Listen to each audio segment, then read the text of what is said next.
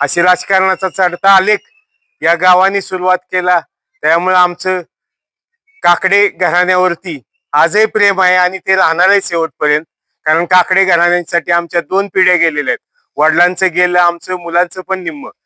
म्हणून या ठिकाणी दिग्विजय काकडेंचा आम्ही प्रवेश घेत असताना तरुण त्यांना सांगितलं की तुम्ही तरुण आहे, आता आम्ही काय तुमच्या मागे आम्ही राहू मार्गदर्शन म्हणून, आम्हाला माहिती आहे. परंतु तुम्ही या ठिकाणी तुम्हाला या ठिकाणी संधी आहे.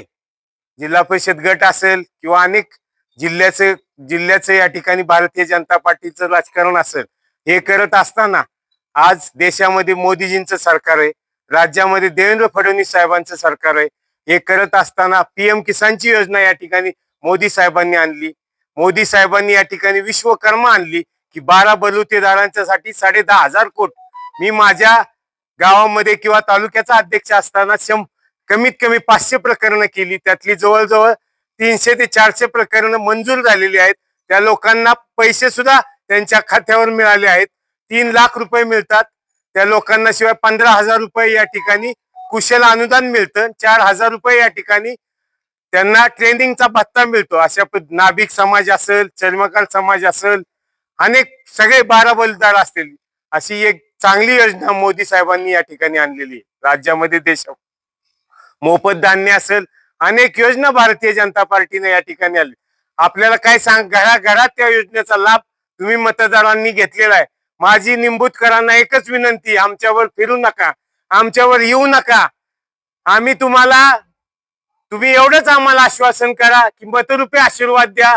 आम्ही कुणालाही या ठिकाणी, आम्हाला माहिती, मी अनेक इलेक्शन 3 कारखान्याच्या लढवल्यात, पंचायत समिती लढवली, काय परिस्थिती तालुक्यात माहिती.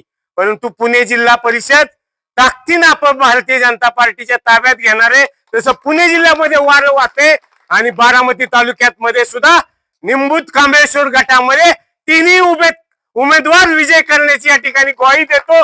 परिसरामध्ये मी पिंजून काढलेला आहे सगळा, मला सगळं माहिती की काय काय चाललेलं आहे.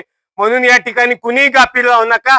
पाहुण्या रावळ्यांना सगळ्यांना विनंती करा की ह्यावेळेस कमळ, आपलं राष्ट्रीय चिन्ह कमळ असल्यामुळं या ठिकाणी पहिल्या नंबरवरती कमळ हे चिन्ह आहे आणि कमळाला मतदान करा. आणि तुमचे आशीर्वाद या ठिकाणी आम्हाला द्या. आम्हाला जिल्हा परिषद मध्ये दिग्विजय भाई असतील, या ठिकाणी शेख असतील, किंवा मी पंचायत समितीमध्ये असेल, त्या ठिकाणी सेवा करण्याची संधी द्या.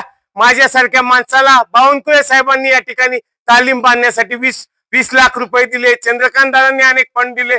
करोडो रुपयाचे फंड बारामतीमध्ये चंद्रकांत दादाच्या माध्यमातून आलेले आहेत. त्या फंडाचा उपयोग या ठिकाणी चांगल्या पद्धतीने आम्ही करू. कुठल्याही प्रकारचा या ठिकाणी भ्रष्टाचार, काही या ठिकाणी नाताच्या साक्षींचा ग्वाही देतो. आणि या ठिकाणी तुम्हाला एकच विनंती करतो, आरोग्याच्या समस्या बऱ्याच आहेत, त्यासाठी आपण वेगवेगळ्या योजना ज्या की चंद्रकांत दादांच्या माध्यमातून असतील, माननीय मुख्यमंत्री देवेंद्र फडणवीस साहेबांच्या माध्यमातून, तसेच देशातनं आपले पंतप्रधान मोदी साहेबांच्या माध्यमातून असतील, अशा बऱ्याच योजना आहेत की त्या आपल्याला इथं अवगत नाहीयेत. आता मध्यंतरी आम्ही या एक महिन्याच्या कालावधीमध्ये 5-6 हजार लोकांच्या आम्ही आरोग्य तपासण्या घेतल्या. यामध्ये तुम्हाला लोकांच्या आरोग्याविषयी साधारण स्त्रियांचे जे कर्करोगचं प्रमाण आहे, इथं जी आता कंपनी आहे ह्याचं एक बऱ्यापैकी एक पोल्युशन होतंय, त्यामध्ये कर्करोगाचं प्रमाण बऱ्यापैकी वाढले. त्यासाठी आम्ही महिलांसाठी कर्करोग निदान तपासण्या असतील किंवा बऱ्याच अशा योजना आहेत की ज्यामधनं समजा बांधकाम कामगार असेल किंवा लाडकी बहिणी योजना आता मोदी साहेबांनी जे दिले आहे. पहिलं कसं होत होतं की 1 रुपयावर यायच्या केंद्रातनं आणि खाली असतोपर्यंत त्यांचेच आता जे विरोधक आहेत तेच म्हणायचे की बाबा खाली पोहोचतोपर्यंत 15 पैसे लोकांपर्यंत पोहोचतात. तर मोदी साहेबांनी एक असं धोरण राबवलं की वरनं 1 रुपया सुटला तर तो डायरेक्ट लोकांच्या खात्यामध्ये 1 रुपया अख्खा जमा होतो. हे एकदम ट्रान्सपरंट आणि एकदम शासन एकदम व्यवस्थित चाललेलं आहे. तुम्ही जर सगळ्यांनी संधी दिली तर निश्चित आम्ही त्याचं सोनं केल्याशिवाय राहणार नाही. आणि तुम्ही आम्हाला मत का द्या, तर आम्ही पक्षाशी एकनिष्ठ आहे आणि कोणताही भ्रष्टाचार न करता कारभार पारदर्शकपणे करू. युवकांचे रोजगाराचे प्रश्न सोडवू. आपल्या ग्रामीण भागामध्ये रस्ते आहेत, प्रत्येक रस्त्याला खड्डा, साईड पट्टी व्यवस्थित नाही, तर रस्त्याची योग्य कामं करूया.